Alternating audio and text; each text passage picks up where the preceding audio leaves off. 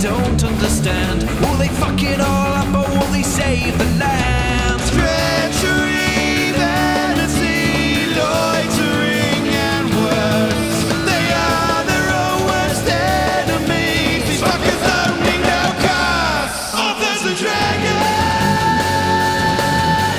Authors and dragons. Their powers combined, a group of fantasy authors take on a sadistic games master. Will they survive? Fuck no. Authors and dragons. Authors and dragons.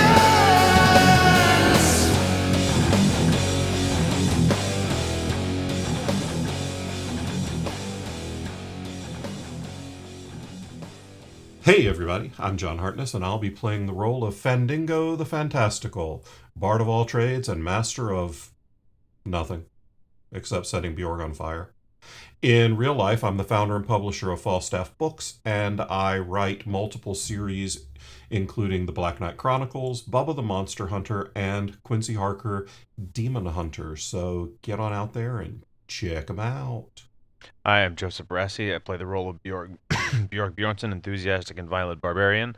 I was an author on the Mongoliad books. My novels Skyfarer and Dragon Road can be found from Angry Robot Books and everywhere books are sold. And I am the author of such non-existent titles as Whipwank, the story of one man's quest for an extendable dick.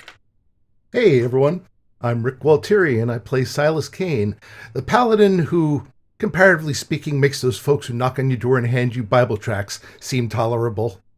In real life, I write several things, but tonight, we'll just talk about the Tome of Bill, complete series, available on Amazon, horror comedy, and urban fantasy with a side of asshole. Hello, friends. My name is Robert Bevan.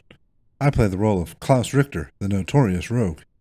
In real life, I write the Caverns and Creatures series of comedy, fantasy novels, and short stories, starting with the first book, Critical Failures. I've also written over 20 of the Shingles titles in our collection. Go check those out.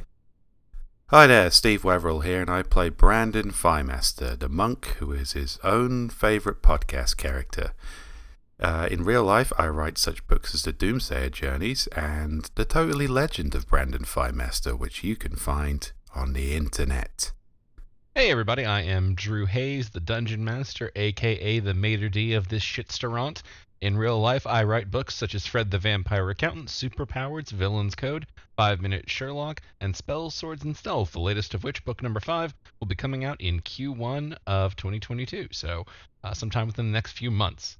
And when last we left our intrepid adventurers, they had successfully rammed a lock open with the help of Klaus's expanding, quasi-exploding paws, tearing a chunk out of that. And then Silas shot the lock with an arrow, and with that very traditional display of lockpicking handled, they sauntered through to their next destination. Look at me. I am now the rogue. Hey, I'm the one that picked the lock.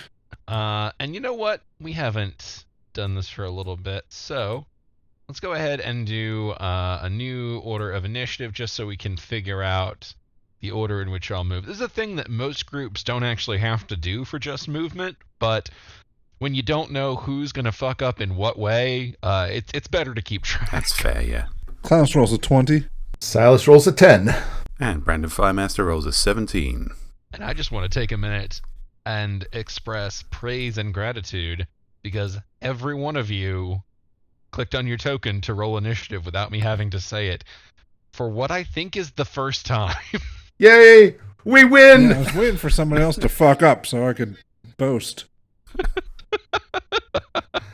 That's it. We're done. Thank you for listening to Authors and Dragons. All right, shut it down. Shut it. This is the high point. It's not getting any better. Hey, it only took 6 years. God, we have been doing this for like 6 years. Woo, okay, can't think about time.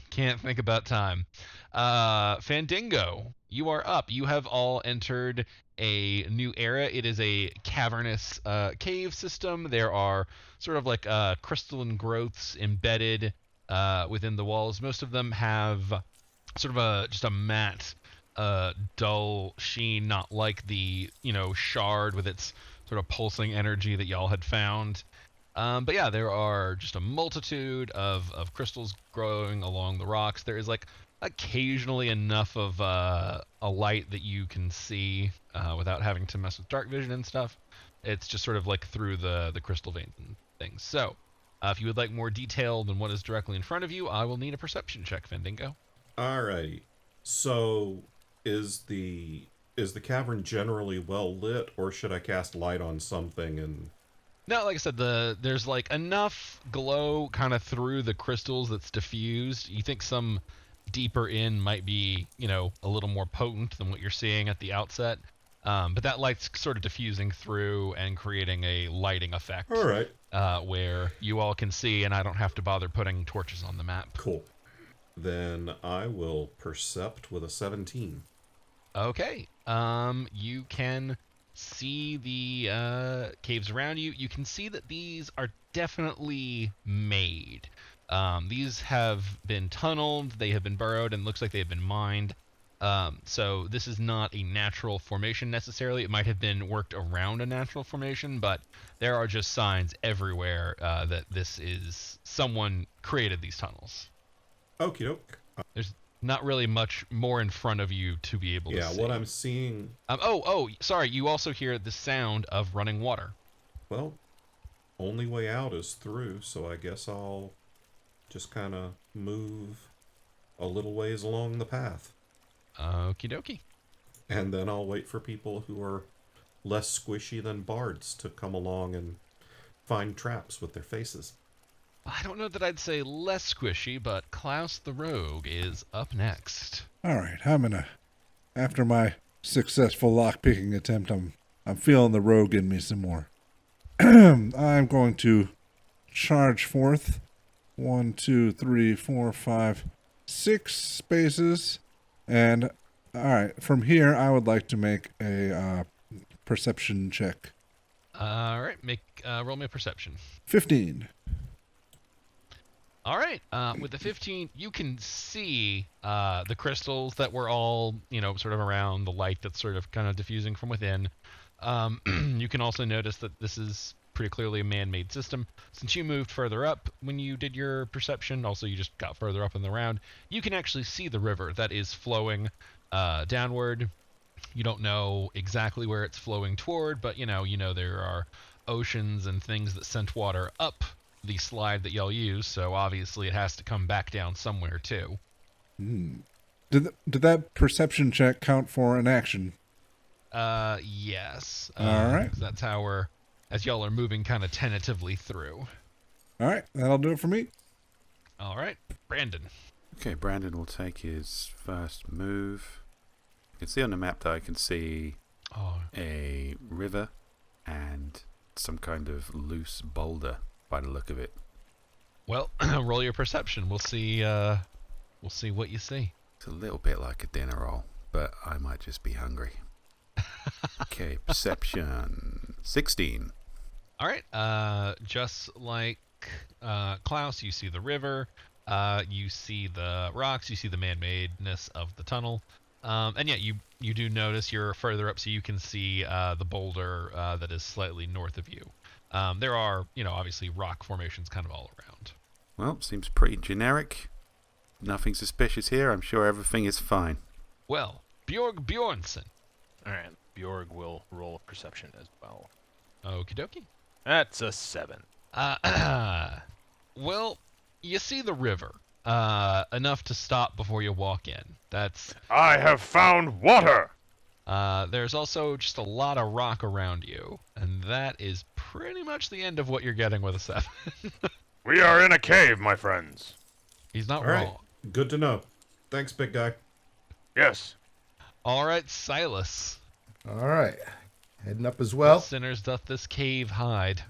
That's about as far as I can get without shoving Klaus. I guess I can double move.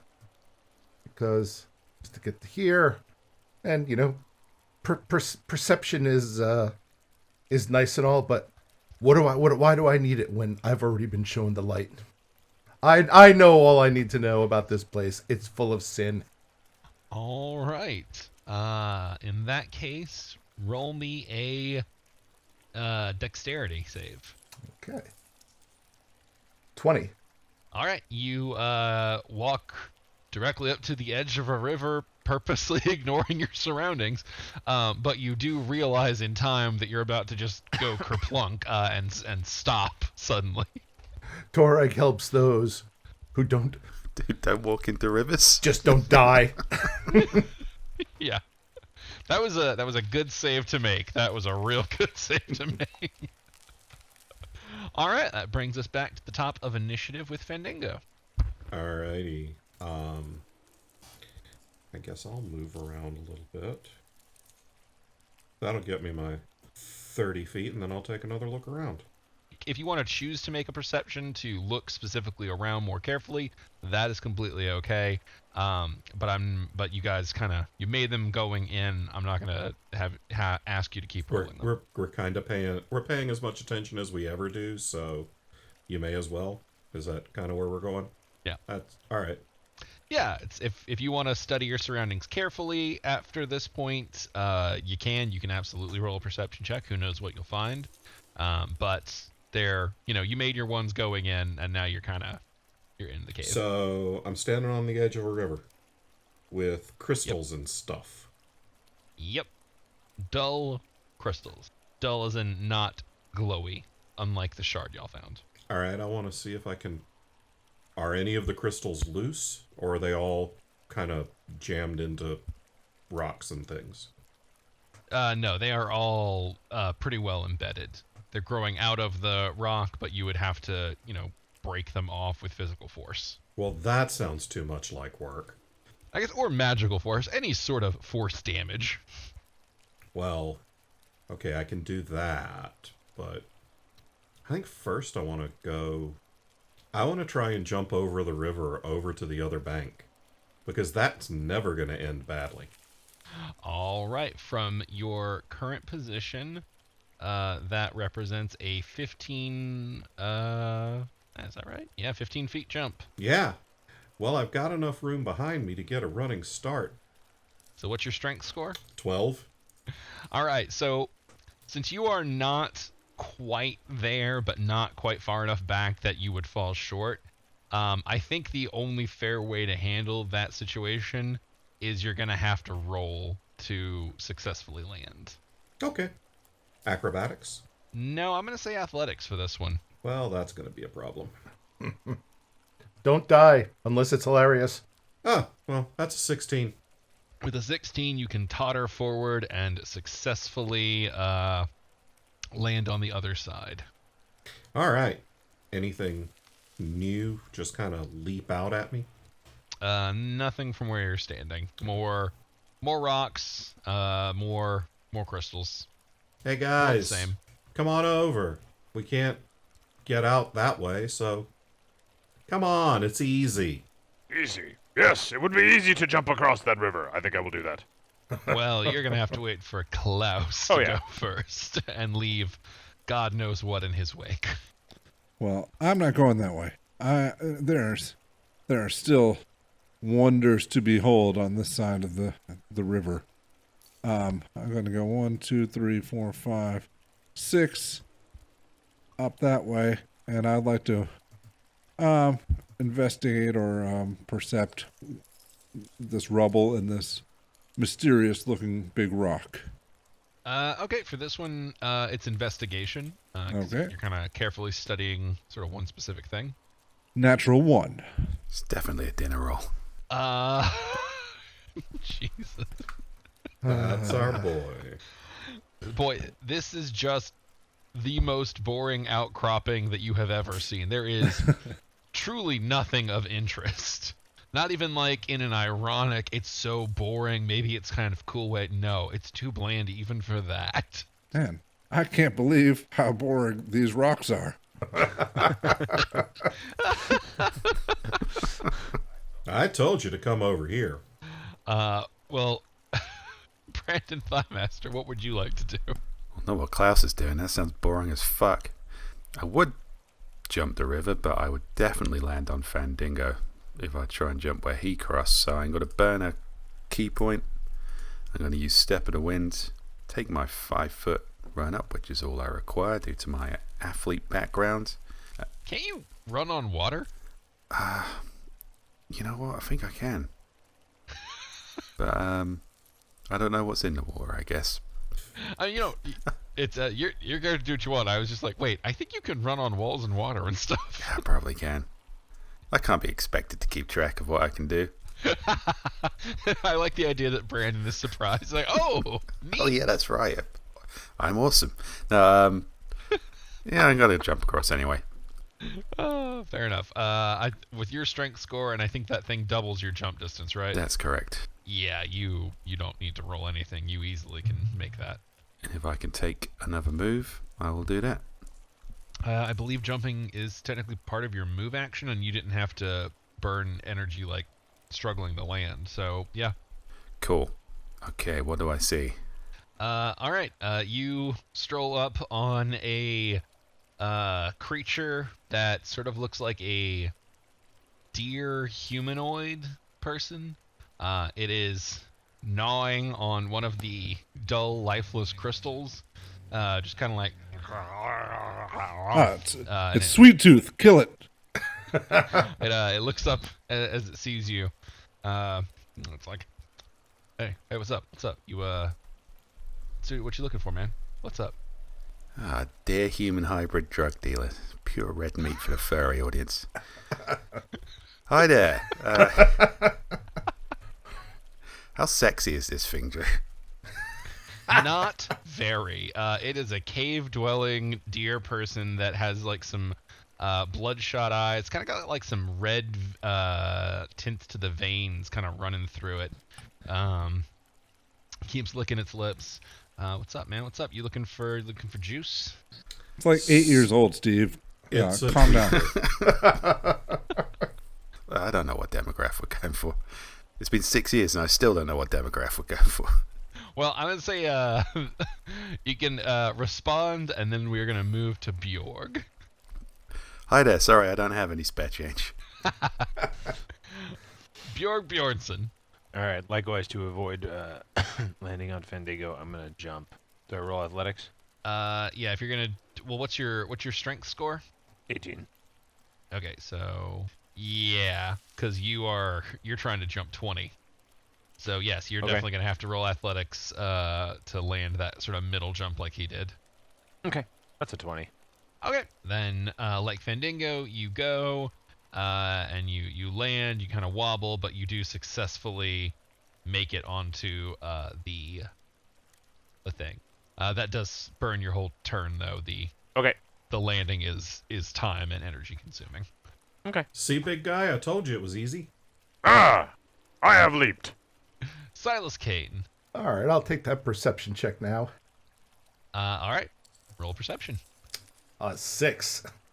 All right, you see the river in front of you, and you notice Bjorg whip by you, take a flying leap. A Northman jumping to your side. A 6 is going to notice that. All right, well, I think I will follow, except I'll do it... Poorly. I'll do it up here where Fandango crossed. We'll get a running start there. And my strength is 16. Okay. You're going to have to roll me an athletics. Fandango, you're going to have to roll me a dex save. Well, my dex saves a 22. 11 athletics. Okay. So Silas leaps over, crashes against Fandango, who wobbles, but successfully jerks himself forward and manages to keep his footing. In fact, will even move you 5 feet forward for that. You did make the save. Boy, with an 11, Silas is teetering on the edge. You know what? 22 is a pretty good dexterity save. Fandango, he's going to fall backward, but you can catch him. Fine. You don't have to. You just can. Fine. All right, so Silas is windmilling his arms like a cartoon character, and Fandango very subtly snaps a hand out, grabs him by his armor, and just kind of tilts his balance back onto land. All right, Silas, you are successfully landed. Thank you, my friend. I will remember this when it is time to send you screaming to hell. On that note, Fendingo. What kind of strength check's it going to take for me to shove him back in the... I mean, pretty good. He's the only one of you who wears like a full set of armor. Well, I heard Brandon talking to somebody. You did. So I want to go... And it sounded like the guy was trying to sell him drugs. Because I recognize that lingo. So I want to go over to where the drugs are. Hey. Hey, man. What's up? What's up? Yo. What's up? Bro, you're eating rocks. Yeah. You know, you do what you gotta do, man. You looking for juice? Abso-fucking-lutely. Cool, man. It's just put how many doses you looking for? How many doses you got? I tell you what. How about we start you off with 3, and we'll just see how you go from there. All right. It's 60 gold a pop, man. So you want 3? That'll be 180. All right. Yeah, I'm gonna give him 180 gold. All right. He takes the gold. He kind of tucks it somewhere in his fur. There's a squishing sound. You do not want to investigate more. Nope. Not going in your prison wallet, pal. And then he kind of walks over to the wall, and he tears a section of what looks like rock out. It turns out it was a little hollow. He hands you 3 vials. He says, it's the best quality you can find these days, ever since Paunch cut everybody off. So this is the best you can find these days. Oh, these days, man. How good is it? Can't get the pure shit anymore. All right. Oh, you can taste it, you can feel it, but I mean, you know, man. Once you've had the real shit. Oh. Yeah. All right, so Fandango, you have 3 vials of diluted juice. No, I have 2 vials of diluted juice. All right. So you just slammed one as, I guess we'll say, your action. Yep. Okay. This can't surprise anyone. Roll 2d2. 4. Ooh, very nice. All right. So Fandango, you feel your whole mind kind of quicken and accelerate as this juice, like, man, it does pack a punch. It's cooking. It's moving through you. You feel like you've got a little bit of an edge over everything right now. And in fact, including this round, for the next 4 rounds, you will have an extra bonus action. Guys, I feel fantastical. Wait, I always feel fantastical. What did you just drink? I have no idea. I also don't care. Fendingo, do you have any use for your extra actions this round? I'm guessing it'll take more than a bonus action to buy more of this shit, right? That it would. Then nah, I'm good. All right. That brings us to Klaus, hanging out in Boring Corner. Yeah, fuck rocks. I'm gonna go down one space and shout, "Sile ass!" And I'm gonna throw my rope at him and say, "Catch!" And then I'm gonna jump. All right. That's a lot of faith. Do you wait to see if he catches, or do you just throw and go? He's a paladin, I trust him. Okay, first off, Silas, roll me a dexterity save. Let's see if you even have the option to catch. Let's start logistically and then work down. And second off, somebody live blogged that, right? He's a paladin, I trust him. 'Cause Christ. Exactly. Silas gets a 14. Okay, he yelled at you before throwing, and you're not far away. That's definitely enough. You have the option to catch the rope if you would like. Yes, I will catch the rope. Okay. And immediately drop it. No, just kidding.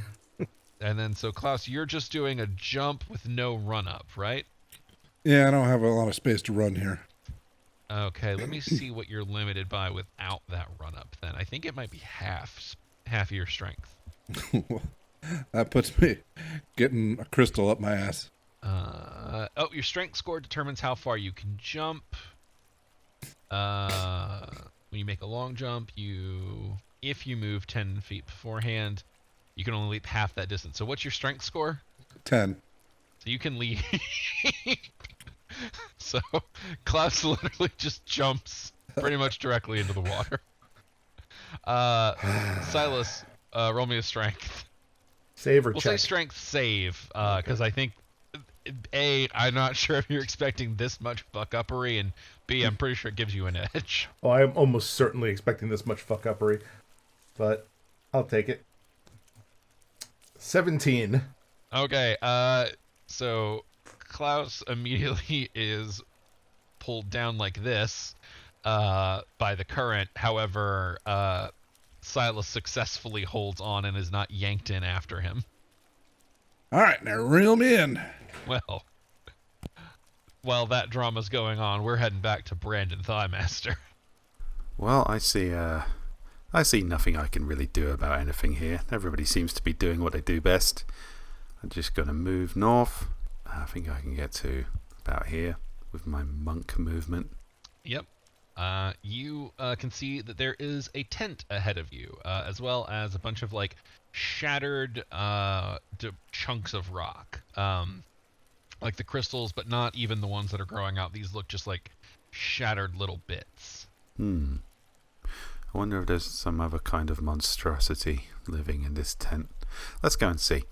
I'll use the rest of my moving to be among the debris and abandoned tent. All right. Well, when you come up to the tent, it immediately rustles, and a very bearded, hairy, almost nearly as nude as you, fellow kind of crawls out and grunts. Greetings, mostly nude man in a cave. Crystal? He sticks out his hand and kind of motions. No, I'm Brandon. Pleased to meet you. Yeah. He points to himself. Ungra. Well, I saw a giant dinner roll back a few feet. All right. With that, we will go back to Bjorg. Bjorg is going to make his way up the tunnel to the strange deer man. All right. You walk up. He's okay. Hey, what's up? Dude, this Do you have any more of that juice? No. You guys got any crystals? I don't know what that is. Man, I can't. Gotta find the crystals that still have some of the good juice filtering through them. These are all kind of holds up the one he's been just like gnashing his teeth on. These ain't got nothing, man. You gotta have the crystals to make the juice. Noted. So if there's nothing in it, why are you chewing on it? Oh, he kind of opens his mouth. Dear man, I gotta keep my teeth ground down. Okay. That is the stupidest, most honest answer I think we've gotten for this entire game. Funny thing is, I don't even know if that's how deer work. I know that's some animals, but you know what? It's a magic deer. It's how this one works. I mean, I've never spoken to a deer in our world, so Yeah, there you go. If the deer says it's how things work, then I'm not gonna human-splain things to him. Which brings us to Silas. I also love that for those who aren't watching this on the YouTube where you can see our map, youtube.com/authors-and-dragons, Klaus basically washed up immediately like behind Bjorg. So he swung around, smashed into the riverbank directly on Bjorg's heels, and Bjorg's response was to quickly walk away, which I don't blame him for in the slightest. But let's also revel in the fact that now that he's getting out of the river, this is the cleanest Klaus has been in months. Well, it is Silas's turn, and Klaus isn't out of the river yet. All right, so I will try to reel him in by backing up. Okay, I will need a strength check. 16. All right, you can move at half speed. All right.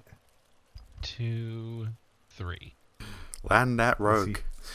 Klaus, you are pretty much yanked up onto the bank. The gravy just hits him with an oar now.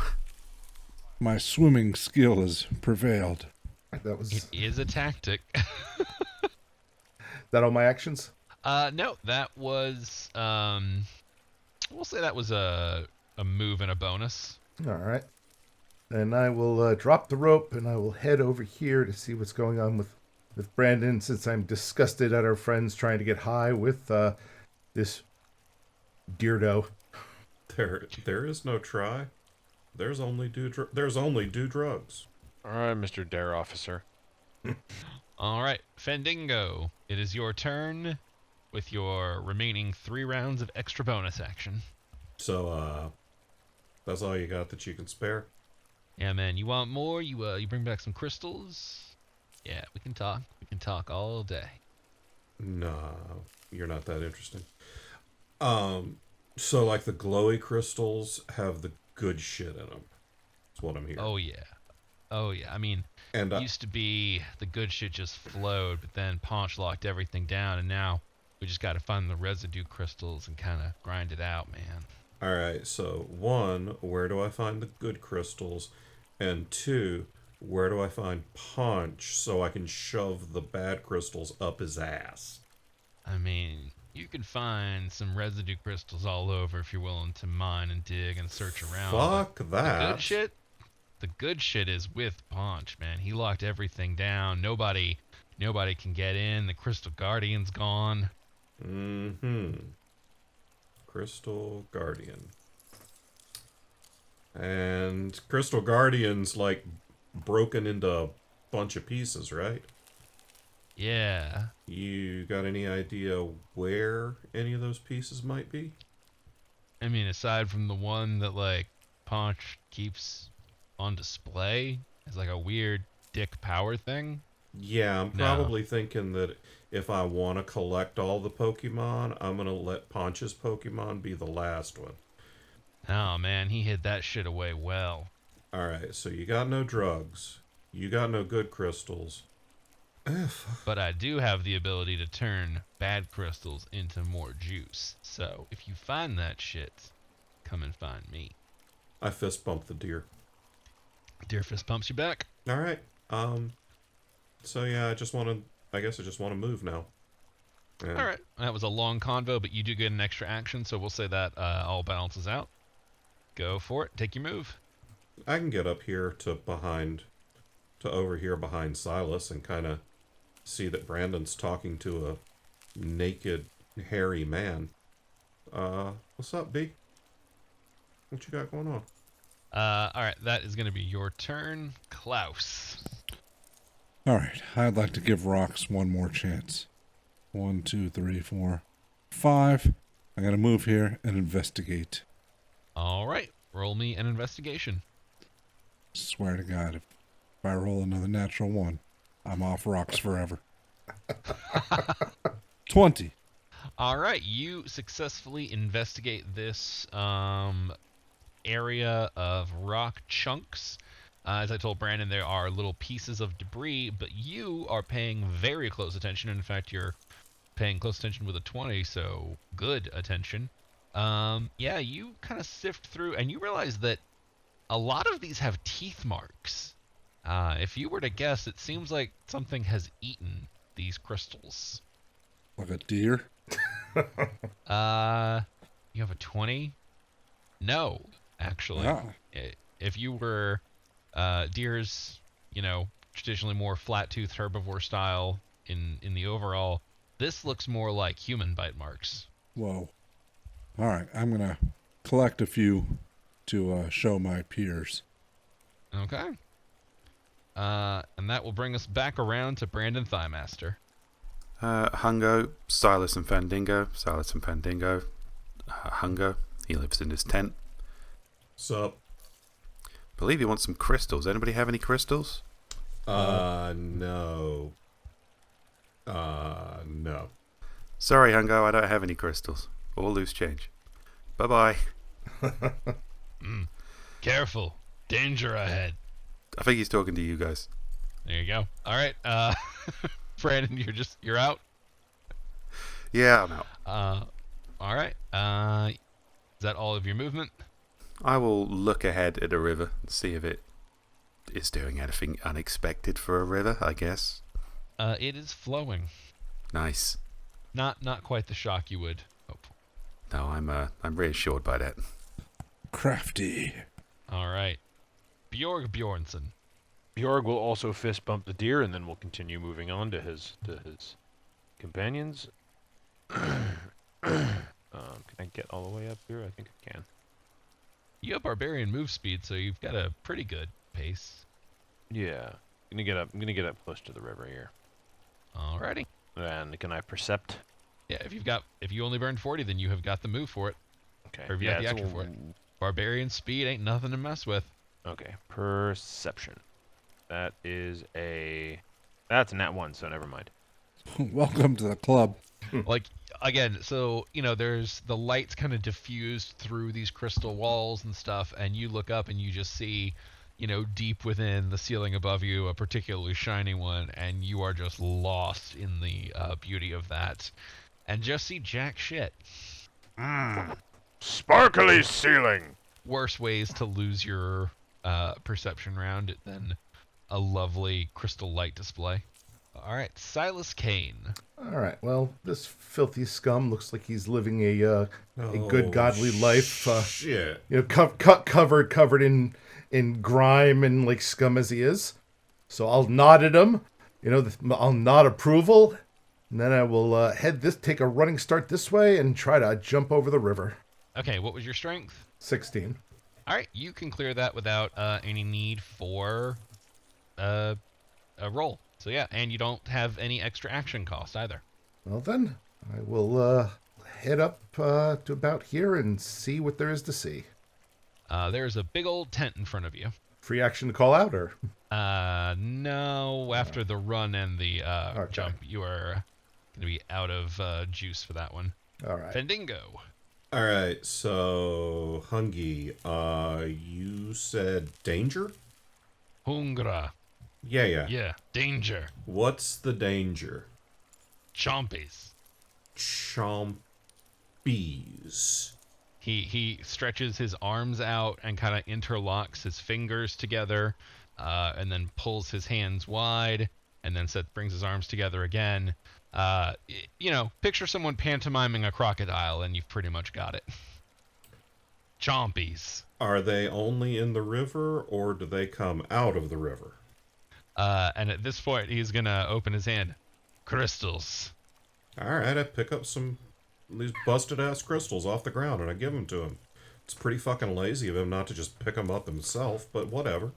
He turns his hand sideways as you try to put them in, and it lets them fall to the ground. Oh, well, now you're just being a dick. Glow. Good crystals. How big is this guy? Is he human? He is human looking. It's honestly a little hard to get a entirely accurate read with all the hairiness going on. I can work on that. But if you were making a guess, it's probably human. So I can't throw him up to the ceiling to get his crystals. No. I mean, maybe not. I guess I don't know your strength. 12. Score. It would take a pretty good strength. You're a score. bard. The only thing you can throw is shade. He's not wrong. I mean, he's a medium-sized creature, so No. Regardless of what particular race he is medium-sized, and so that would be a difficult ask for you. All right. I'm just going to inform the boys that apparently there are alligators that can eat rock in the river. And Dingleberry here won't tell me if they come out of the river unless I give him glowy crystals so he can kiss every inch of my ass. But I'm just saying that those of you who can jump over rivers really easily, it'd be really awesome if next time you carried a rope for those of us who can't. Also, is this like a bridge? These crystals? No, they are entirely aesthetic. Okay. So yeah. For those of us who can't jump but can turn into a bird. If next time I turn into a bird, I know where I'm taking a shit. Just putting it out there. Klaus is no longer my number one target for pooping. I mean, I always shit on Klaus in bird form because who would notice? All right, that is your turn, and you have burned through another of your extra bonus action rounds. So, Klaus, it is your turn. All right, I'm gonna go down 3 spaces and interrogate this deer guy. What do you know about people eating rocks? Don't give me that look. Look at these rocks. These are human teeth marks. Oh, yeah, man. Hungra, the guy up north, eats rocks. Piece of shit. All right, thanks for nothing.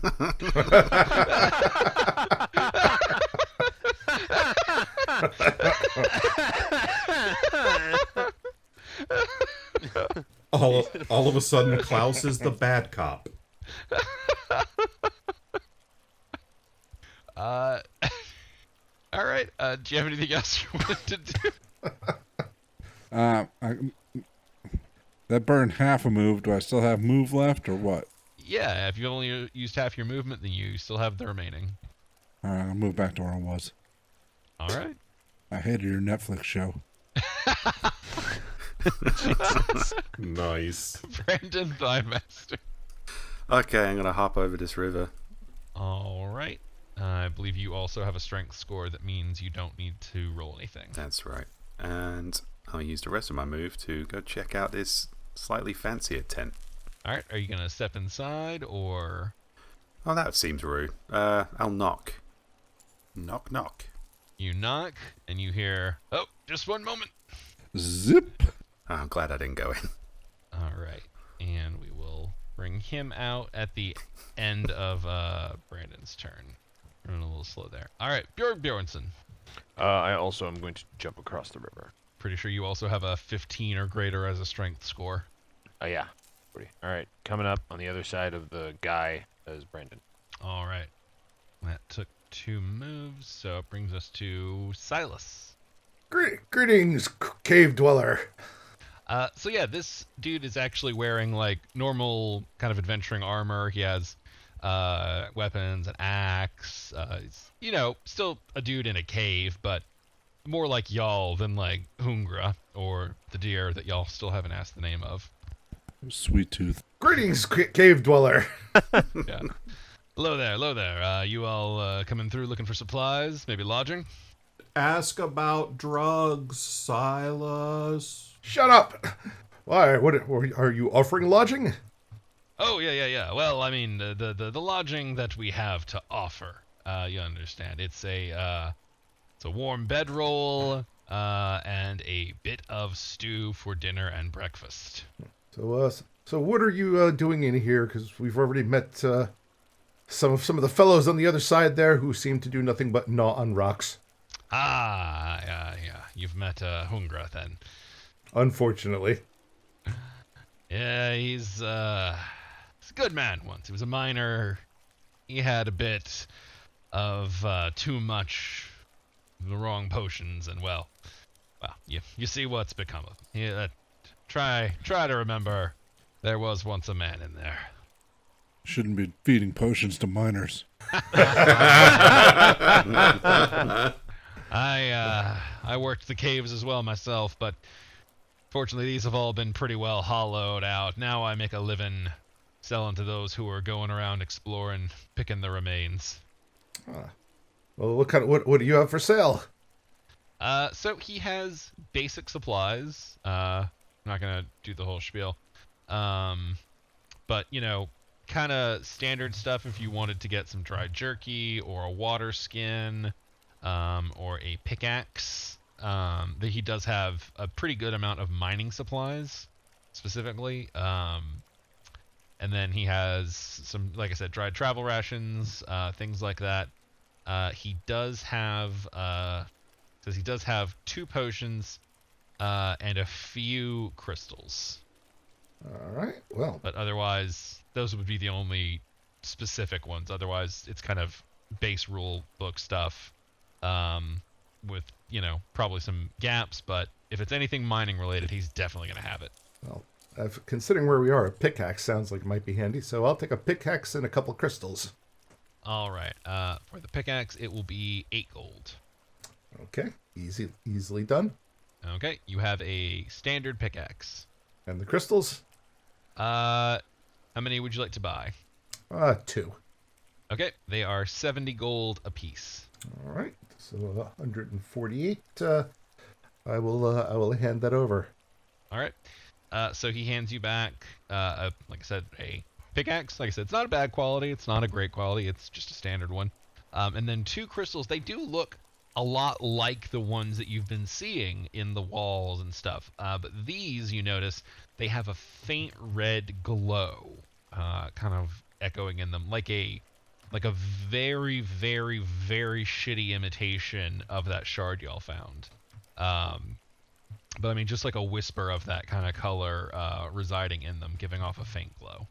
Thank you, my friend, and may dwarven gods smile upon you in this wretched place. Yeah, he takes that with a big smile. He is a miner, so that's actually a very appropriate thing to say. Oh my God, it's the first person who hasn't lost their shit on me. Fendingo.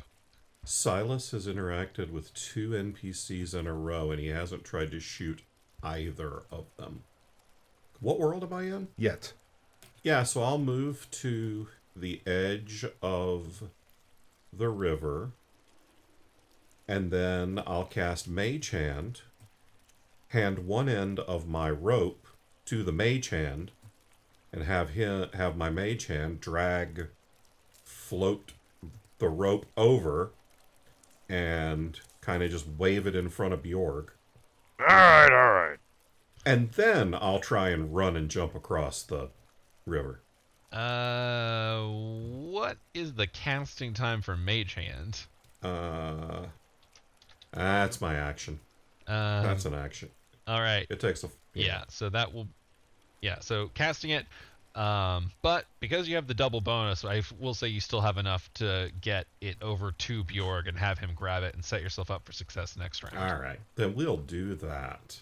All right, but at the end of your turn, the last of your extra bonus actions runs out, and Fandingo, you suddenly feel an inverse of that prior experience as your whole body and brain kind of slow down, and it's a lot harder to think and focus and keep everything straight. And in fact, I'm going to need you to roll me 2d3. Alrighty. Don't worry, Fandingo. You get used to stupidity. I mean, I haven't noticed any change yet. 5. All right, Fandingo, you have no bonus action for the next 5 rounds. Okay. Yeah, this was a good time to learn that. I thought you guys would down these in combat. It's still not a bad trade-off in the right circumstances. Yeah. But it is a trade-off. All right, Klaus. All right, I want to move up 2 spaces diagonally, and I would like to investigate this little outcropping of crystals here on my right. Okay, roll me an investigation. 12. They are naturally growing crystals that have formed over untold years and protruded out from the wall. Fuck these crystals. Is that your action? That was his action, but he still has some move left. No, I mean, is his action going to be fuck the crystals? Oh, God.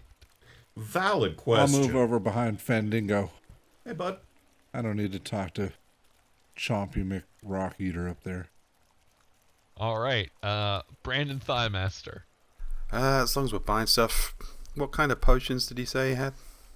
He has 2 healing potions. I'm going to buy both of those and a couple of crystals just in case. All right, he can sell you 2 more crystals. They're 70 apiece. And the healing potions, they're just normal standard healing potions. So 2d4, I think, Yeah. plus 1. And then they are 150 gold apiece. No problem. Seems like it's sensible to have those with us, given, this entire podcast. It's never a bad idea to grab healing potions when they're available. Mm. Especially not gentronome ones with expiration dates. Okay, I'll hold on to those then. And, I'm not going to bother buying a pickaxe. I think, being a monk, I should be able to mine more effectively with my fists. You know, given the way magic damage works in D&D, you might not be entirely wrong. There you go, I got my own methods. All right, Bjorg Bjornsson. Bjorg will buy a pick. Oh, actually, hold on. I have to help Ningo cross the river, right? You don't have yeah, to. you might.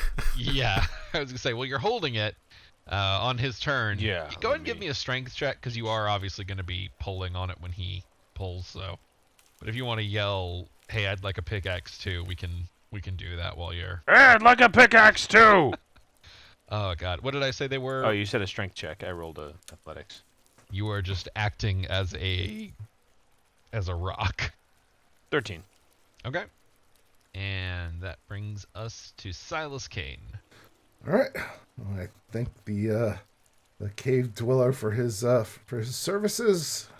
I'm gonna head over to here and do a perception check. All right, roll me perception. A 13. You see the river, you see more crystal outcroppings, and you see another little landing area across. I'll hop over across that next round. Actually, what I'll do is I'll yell back. Oh, the crazy rock eater said something about danger. You know anything about that? All right, Fandango.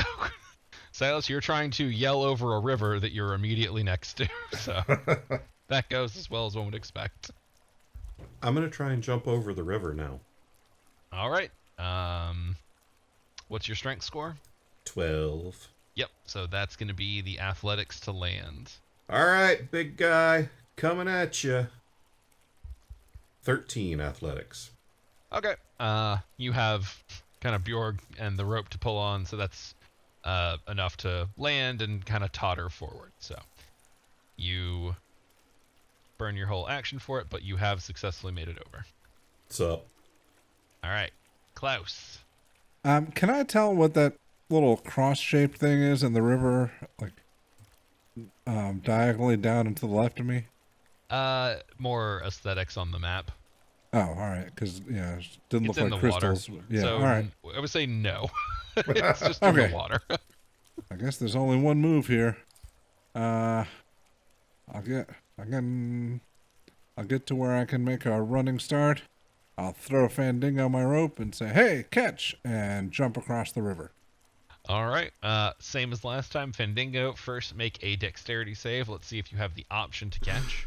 He's a bard, I trust him. Doesn't have the same ring to it. 21. All right. You have the option. Do you catch? Sure. All right. Give me a strength check. Klaus, what's your strength?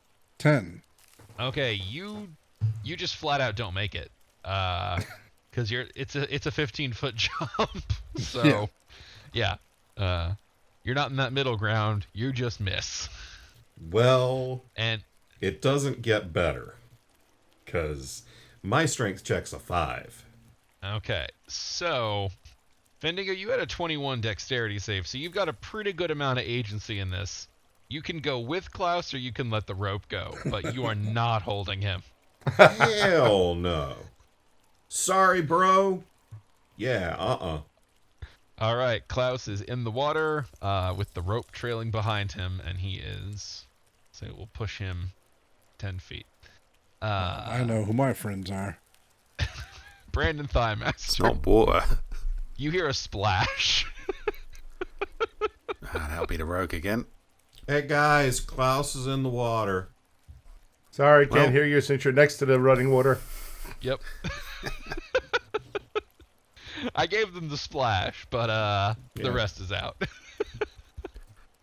I'll say to the adventurer dude, that reminds me, somebody was saying something about great danger. Did they just mean sort of potential drowning, or is there something we should look out for here? Oh, yeah, I wouldn't know. Hungra, you used to know the caves left, right, and center. He could tell you where all the real pitfalls and dangers were. Not the most talkative of chaps now, is he? I mean, he is if you ply him with the right stuff. He loves those crystals. I do have a couple of crystals, but he is an unpleasant man. Well, thank you for your time, person I didn't ask the name of. Toodaloo. All right. And if I have any movement, I'll go and move to where Silas is. Sure. Bjornson. Okay, can I try and snatch up the rope after Fendingo drops it? No. You are. No, that's right. You I'm are too far nowhere away. near him. Yeah. Oh, damn it! Bjork's gonna head back to where Fendingo is. Just a slow. Is the rope even within sight? The rope is in the water with Klaus. How fast is that water gonna carry him downstream? Well, it pushed him 10 feet last round. How deep does it look? It's all right, bro. I got an idea. Oh, better be a good one. This is great. It'll be fine. Okay. He's had time to Okay. think while he's been watching Klaus drift away. Bjork's not smart. Alright, fine, I trust you. Of course you trust me. I'm a bard. I don't know how I feel about that. All right, Silas, you are up. Well, back up and then take a leap across here. All right, I think this one is only gonna be, what, 10 feet? Yeah. Yeah, okay, so yeah, you can easily make that. All right, I'll get across there, move up here, and then I guess I'll take another perception check. All right, roll me perception. 17. You see that the tunnel kind of snakes and moves a little bit, but that is as far as you are physically able to make out because of those curves and bends. Come on, guys. I'm sure Klaus will catch up eventually. Well, Or not.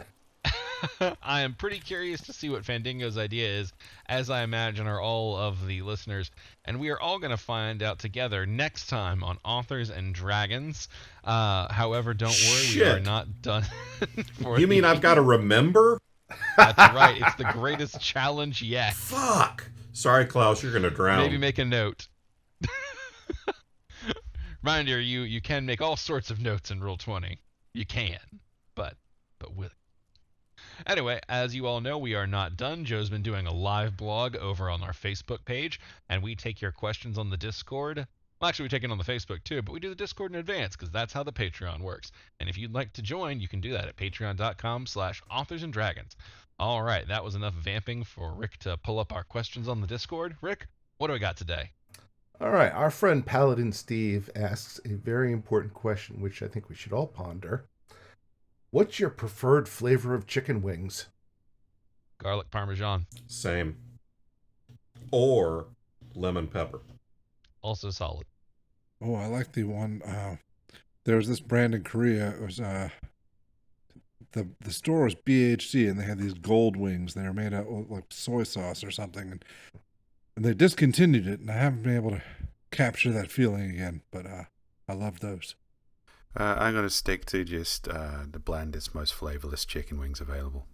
I'm going to say it's weird. It's like I never crave buffalo wings until I actually have a plate in front of me, and then I just go to town. Like just a spicy hot plate of buffalo wings. I really like buffalo wings, actually. We don't get them very often over here. Yeah, because you like potato flavored. One of my proudest moments as a drunk was beating a guy who went to college in Buffalo, New York, in a buffalo wing eating contest. It was kind of great. I actually don't like buffalo wings, like standard buffalo wings. I don't know. I'm not into that particular flavor combo. I usually am not either, but I like drinking, so... No flavor of chicken wing I don't like. The Wingstop near us has a thing where you do it's a challenge where you can eat 7 alarm wings in 7 minutes. Yeah. I have a friend who did it once, but he spent like the next 48 hours shitting himself. And Small price to pay for victory. Exactly. and hurting. Is it a small price? It is not a small price. That's a Okay, how long run about of this? shitting yourself. A hilarious price to pay for victory. I spent a few years not realizing I was lactose intolerant, and that's a lot of shitting by my standards. I'd pay that price. It appears that some of you just don't value glory as much as you should. So you're saying that we're having a wing eating contest at A&D Con No. 2022? No. No. Well, if you want to know whether or not we are having a wing eating contest at A&D Con 2022, you can go to our website, authorsanddragons.com, and click the link. Then you can buy your tickets, either the regular ticket or the VIP ticket, which comes with special perks. And you can reserve your room at the University Hilton in Charlotte, August. Some fucking I might time. not see you there because I might be shitting for the entire event, so we'll see. We'll see how much glory there is. Each room comes with a working toilet. Well, it's working when Steve gets there. We'll schedule the wing eating competition for Sunday afternoon. Yeah, we'll make it the airline's fault. That's all I need on the drive home.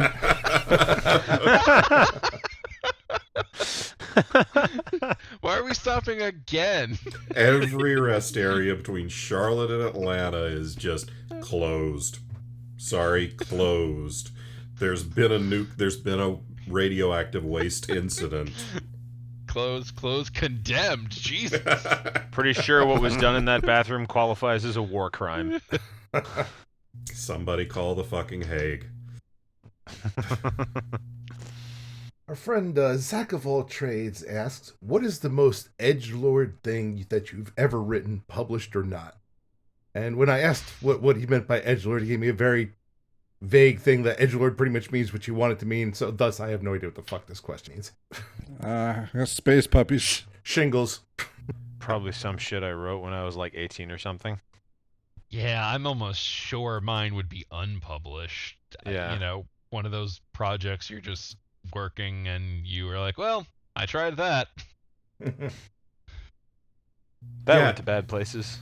Yeah, since I have no idea what edgelord means, probably snatched Grandma Annie and the Cooter of Doom, just because it's a Shingles book about a grandmother's vagina.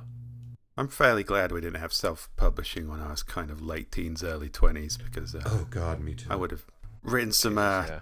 depressively annoying shit. But I don't know. Yeah, if you want to see my edgier stuff, non-comedy stuff, pick up The Torso Farmer.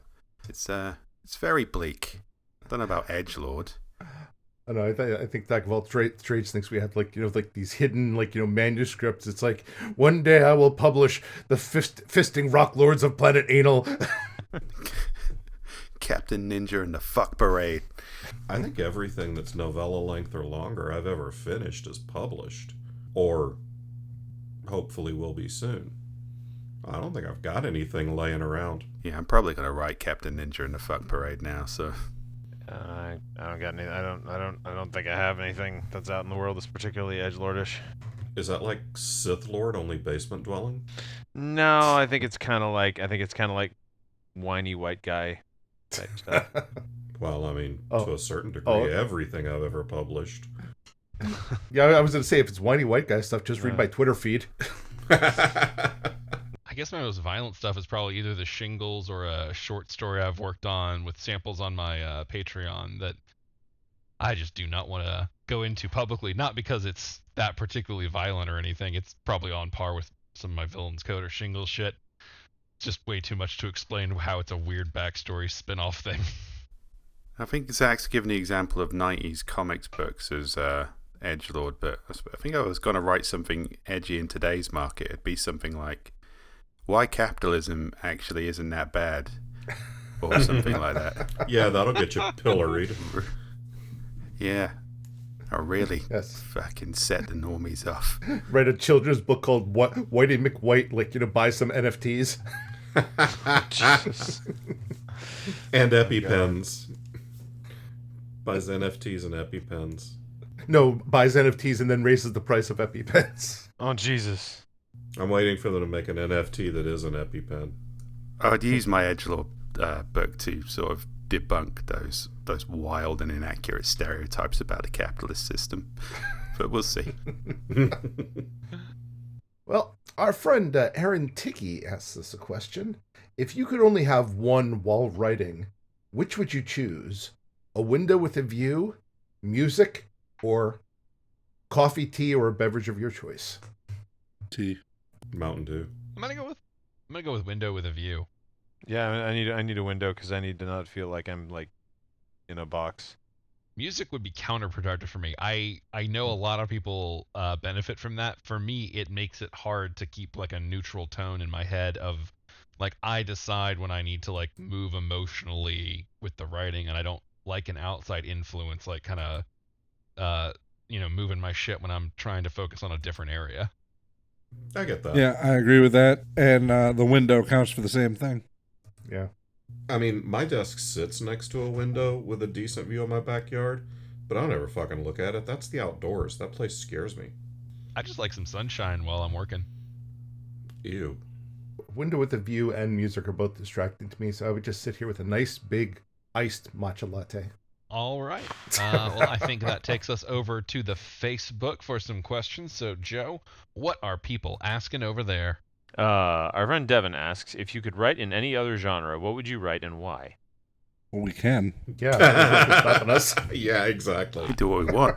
I will say I don't have what I think is like the background or the particular capabilities to do romance, and I think that would be a fun genre to work in and a lucrative one. It's a thriving one, but it's not an area where I feel like I can do a good enough job at this point. So that's one I would like to work in, but I don't because I don't feel that I can do it right now. I 100% disagree, Drew. I think you could totally do romance. And would posit that to a degree you do. Oh, there's definitely romantic elements, but like a romance, when you write to a genre, you have to know the expectations of the readers and the staples and the tropes because you always want to write within the expectations of like that style and that framework. So I don't feel like I have a good enough comprehension of the romance genre to do that. Yeah, I think you could probably get it you could get the high points in a couple of weeks. Because the romance genre also, genres aren't monolithic. There's not any one, there's sweet romance, there's steamy, there's erotica, there's superhero romance. I mean, yeah, it's like I said, it's definitely something interesting to me, but it is just that investment of time of having to learn it and then practice it and then get it up to writing to a quality that I feel publishable, and the time investment more than anything is just what I don't have. Yeah, I get that. I think it would be fun someday. I've tried several times, but it's never gone anywhere. I think hard-boiled detective fiction would be pretty fun. I've made several attempts, but I can do the voice pretty okay, but I just it never goes anywhere. Yeah, in a similar vein, I was thinking either that or like a mystery or police procedural with comedic elements to it, but just the technical stuff would be too hard for me to get down, or the the structure of a mystery is a tough nut to crack for me. Yeah, I'm gonna go with mysteries too, because I mean I'm lucky if I can. I for the most part I can't solve a Scooby-Doo mystery, and like I'm one of those. Well, I'll sit with my wife and she'll figure out her mystery in like 5 seconds, and I'll like afterwards, even after they show them the clues, I'm like, huh?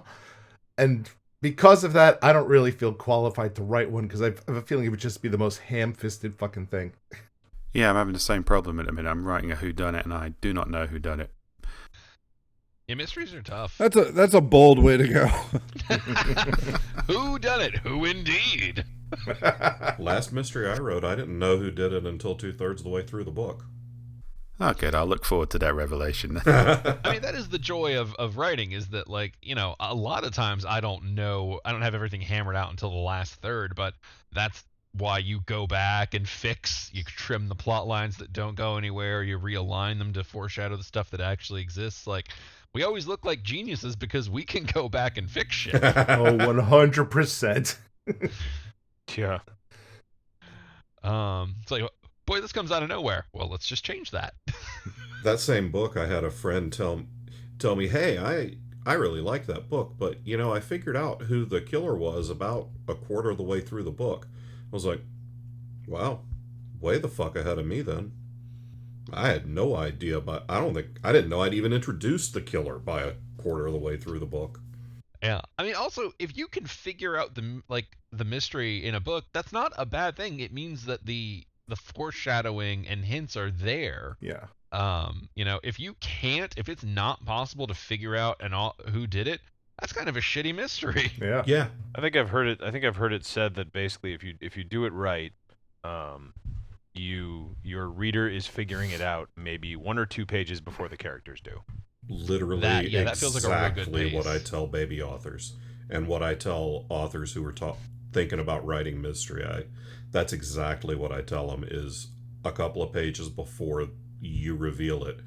You want your readers to figure it out because you want your readers to feel smart, but you also don't want them to feel like you're a dumbass.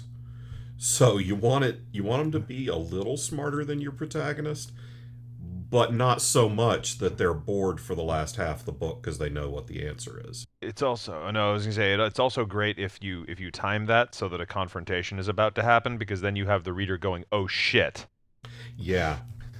at just the right moment. Now I kind of want to write it like a series. This series called Shitty Mysteries, where every mystery is solved on the last page with clues presented that aren't anywhere in the book. Fortunately, you have enough shit contracted that no one has to suffer through that for quite a while. I don't know what I'd want. I mean, I've got a literary fiction thing I've been working on for probably 4 years that's going nowhere fast, but that's probably it. This sounds like a fun one. Our friend Vicky asks, "What is a hill that you will die on that doesn't matter at all? For instance, Pepsi is clearly superior to Coke," according to her. All right. Well, this she's one's from easy. South Carolina, so she's excused. I will take any opportunity, especially in my Facebook group, to just give Android users shit, proclaiming, the iPhone is superior. And the reality is, who gives a shit? It's a phone, but it's just fun to watch, this people make this essentially a religious debate. I have a very strong personal opinion that just because you slapped jingle bells and sleigh sounds in the background of a song does not make it a holiday song. God damn it, there goes my remake of Hallelujah. I'll pretty much die on any hill at this point. Fuck it.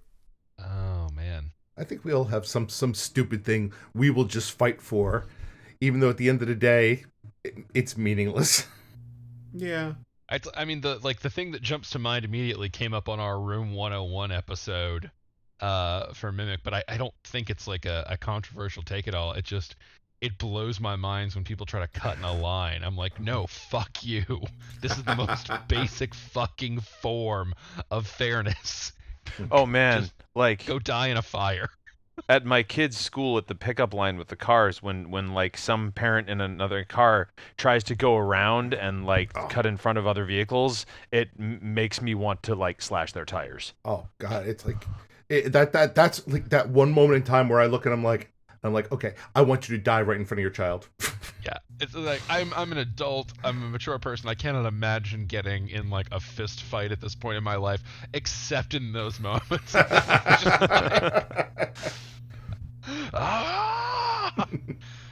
Yeah, it's not exactly a hot take, but still, that is my hill. It's like, oh god, no, I will fucking scream somebody out. Like, no, what are you doing? You're not fucking cutting. Man, as the pettiest person I know, I'm drawing a blank here. I don't know. I'm sure there are a gazillion things, but I can't think of it right now. I'm in the same place, Bob. I'm sure there's a bunch of stupid shit that I'm completely hidebound about. I mean, have you tried climbing a hill? It's a fucking cardio workout. I might die midway up the hill. Oh yeah, you ain't wrong. Grabbed this question for humor, and it turns out we're all entirely too reasonable. What is a hill you will die on? A physical one.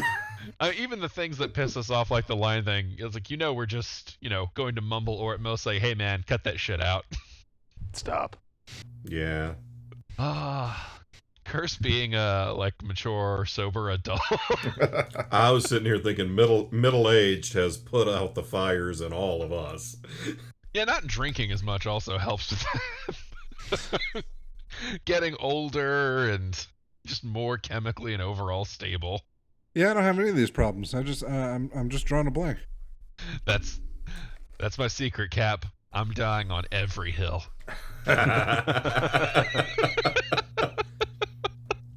All right, I think that is a good cutting off point for this week. Thank you so much for joining us on this week of Authors and Dragons. We'll be back in 2 weeks with a regularly scheduled episode, and next week with a side quest. Until then, bye. Bye.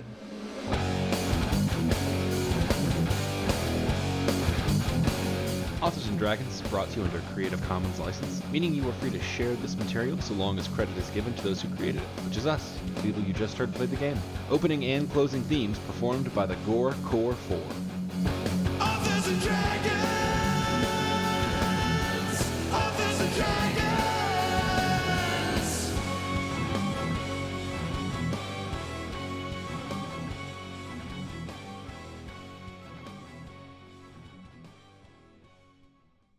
Don't die unless it's hilarious.